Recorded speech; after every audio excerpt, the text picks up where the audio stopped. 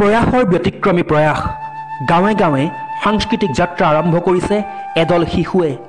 শিশুসকলক যান্ত্ৰিক জগতৰ পৰা উলিয়াই আনি কলা সংস্কৃতি সাহিত্যৰ সৈতে চিনাকি কৰি দিয়াৰ অভিনৱ প্ৰচেষ্টা হাতত লৈছে প্ৰয়াসে।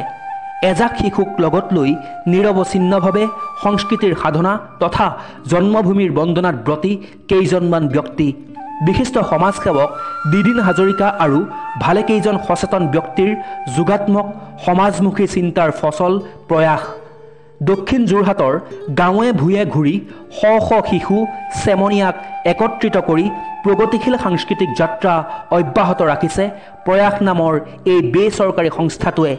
শিশুসকলক কিতাপৰ বোজা যান্ত্ৰিকতাৰ পৰা কিছুদূৰ নিলগলৈ নি কেঁচা মাটিৰ গোন্ধৰ সৈতে পৰিচয় কৰি দিয়াই হ'ল প্ৰয়াসৰ মূল লক্ষ্য। গীত নৃত্য সাহিত্য নাট্য চৰ্চাৰে শিশুসকলৰ কোমল হৃদয়ত স্থান ল'বলৈ সক্ষম হোৱা প্ৰয়াসে দক্ষিণ যোৰহাট তথা সমগ্ৰ যোৰহাটৰ গাঁও চহৰৰ শিশুসকলৰ সুপ্ত প্ৰতিভা বিকাশৰ বাবে কেতবোৰ পদক্ষেপ গ্ৰহণ কৰিছে। যোৰহাট কৰঙা হালুৱা গাঁৱত প্ৰয়াসৰ উদ্যোগত অনুষ্ঠিত হ'ল এটি মন পৰশা অনুষ্ঠানৰ। প্ৰয়াস আৰু ড্ৰামা একাডেমীৰ যৌথ উদ্যোগত হালুৱা গন্ধিয়া মাজগাঁৱৰ ৰাইজৰ সহযোগত উদযাপিত হ'ল গণকণ্ঠ ভূপেন হাজৰিকাৰ স্মৃতি দিৱস। শ শ শিশুৰ প্ৰতিভা হাঁহি আনন্দত জীপাল হৈ পৰিল অনুষ্ঠানটি।